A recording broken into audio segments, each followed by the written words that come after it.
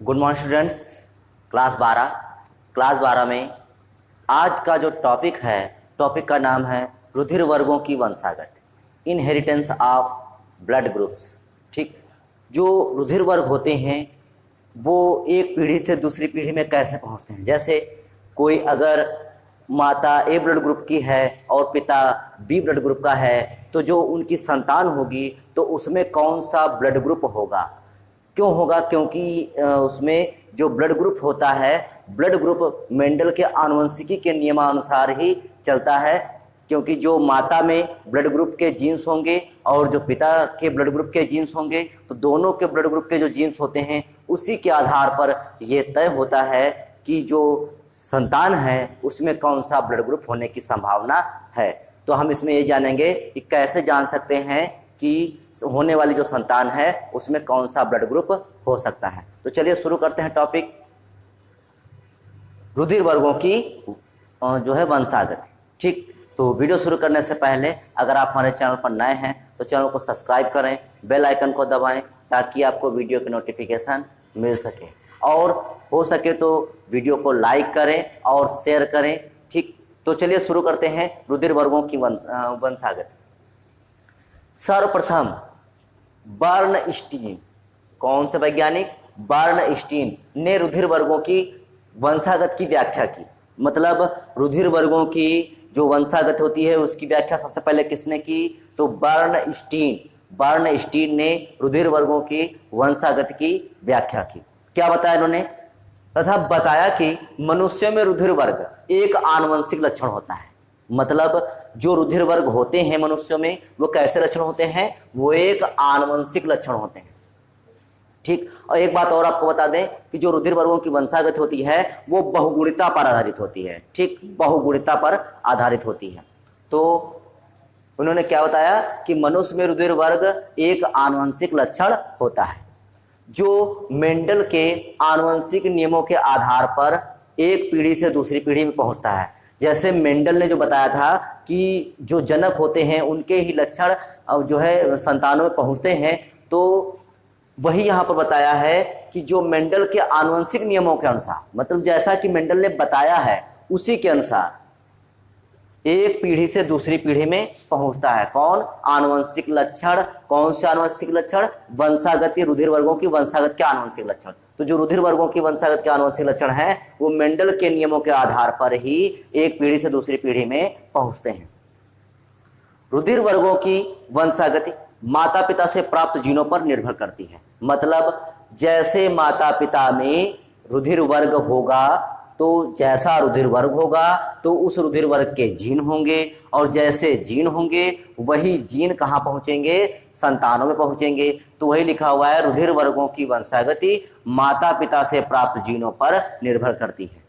अगर माता पिता में कोई जीन है रुधिर वर्गों के, तो जो जीन है वही उनकी संतानों में पहुंचेंगे। आगे देखते हैं, मनुष्य में 3 प्रकार के जीन, जो मनुष्य होता है उसमें 3 प्रकार के जीन कौन कौन से? IA या अल्फा ए। ठीक, चाहे हम IA या अल्फा ए कहें, IB या अल्फा बी कहें, तथा IO या अल्फा ओ। ठीक, तो मनुष्य में 3 प्रकार के जीन IA, IB और IO उपस्थित रहते हैं। ठीक, तो ये 3 प्रकार के जीन मनुष्य में उपस्थित रहते हैं। कौन कौन से जीन हैं? IA, IB और IO। तथा ये बहुविकल्पता अर्थात मल्टीपल एलिलिज्म, ठीक, मल्टीपल एलिलिज्म को दर्शाते हैं। मोस्ट इंपॉर्टेंट हो सकता है कि आपसे बहुविकल्पता पर टिप्पणी पूछ दी जाए।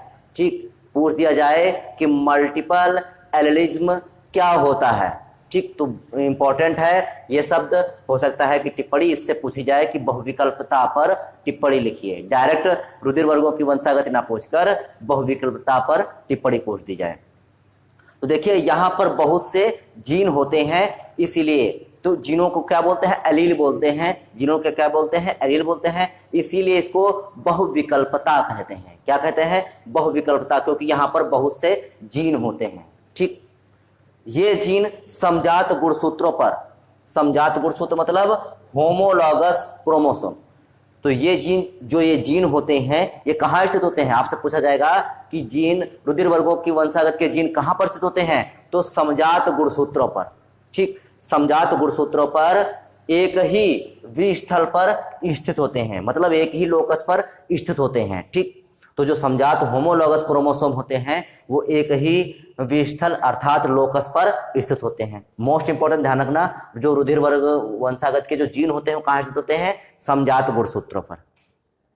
किसी भी मनुष्य में तीनों जीन नहीं पाए जाते, मतलब जो भी ये ए बी और ओ है तो ये तीनों जीन नहीं पाए जाते हैं।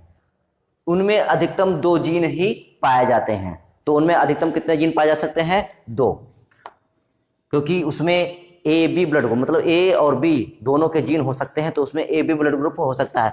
तो इसमें अधिकतम 2 जीन ही पाए जा सकते हैं, 3 जीन नहीं हो सकते हैं मनुष्य के अंदर।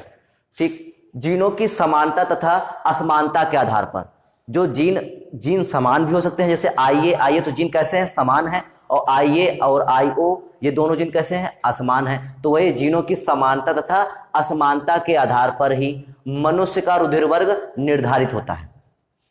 जैसा जीन होगा उसी के आधार पर ब्लड ग्रुप बताया जाएगा।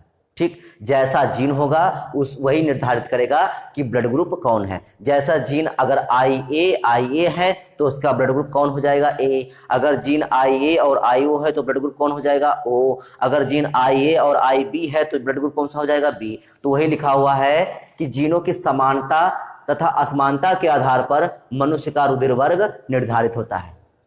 प्रतिजन ए के जीन को, जो प्रतिजन ए होता है, प्रतिजन ए के जीन को आईए, ठीक, प्रतिजन ए के जीन को आईए तथा प्रतिजन बी के जीन को आईबी तथा प्रतिजन की अनुपस्थित, मोस्ट इंपॉर्टेंट, जो प्रतिजन की अनुपस्थित दर्शाते हैं उन जीन को I0 कहें या IO कह सकते हैं।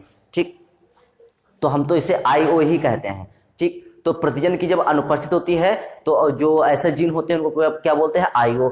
प्रतिजन ए है तो उसको IA कहेंगे, प्रतिजन बी है तो उसे IB कहेंगे, और प्रतिजन अनुपस्थित है तो उसे IO से प्रदर्शित करते हैं। मतलब यहाँ पर आप IA और IO और IB ये सब देख रहे हैं, तो ये क्यों है? क्योंकि जब प्रतिजन ए होगा, जब प्रतिजन ए होगा तो इसके जीन क्या हो जाएंगे? IA हो जाएंगे, और प्रतिजन बी होगा तो क्या हो जाएगा? IB हो जाएगा।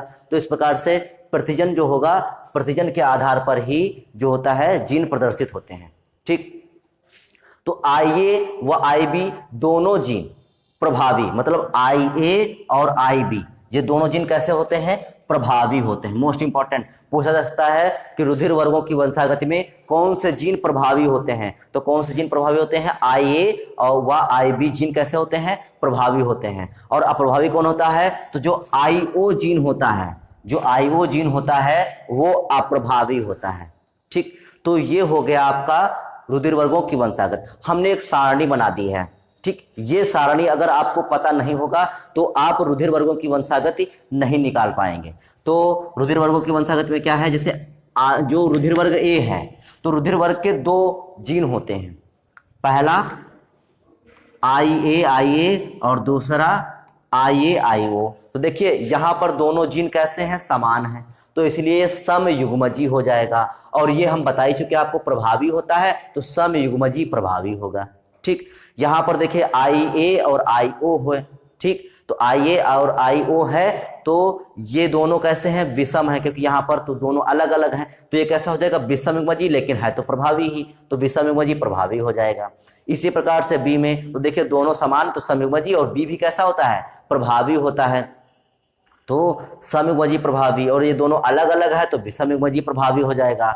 ठीक, तो यहाँ पर इसको आपको ध्यान ही रखना है कि ए के कितने जीन होते हैं? तो 2 होते हैं। बी के कितने जीन होते हैं? तो 2 होते हैं। और जो ए बी होता है उसका केवल एक ही जीन होता है, और दोनों सह प्रभावी होते हैं। कैसे होते हैं? सह प्रभावी। हमने आपको मेंडल की आनुवंशिकी में आपको बताया है कि सह प्रभाविता क्या होती है। जब दोनों जीन, जैसे जो ए रुधिर वर्ग है और जो बी रुधिर वर्ग है, जब दोनों एक साथ प्रदर्शित होते हैं किसी संतान में, जब दोनों एक साथ प्रदर्शित होते हैं तो उसको बोलते हैं ए बी रुधिर वर्ग। ठीक, तो इसमें दोनों जीन होते हैं ए और बी, तो इसलिए बोलते हैं सह प्रभावी।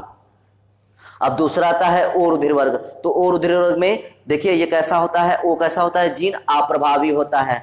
ठीक, तो ओ दोनों कैसे हैं, समयुग्मजी, क्योंकि दोनों में तो समान है। देखिए ओ यहाँ भी, तो दोनों कैसे हैं, समान है, तो इसलिए समयुग्मजी। और ओ होता कैसा है, अप्रभावी होता है, तो ये समयुग्मजी अप्रभावी हो गया। तो ये सारणी आपकी मोस्ट इंपॉर्टेंट है। इसी के आधार पर हम कल आपको जो नेक्स्ट वीडियो बनाएंगे तो इसी सारणी के आधार पर, रुधिर वर्गों की वंशागत के आधार पर हम आपको 4 क्वेश्चन देंगे।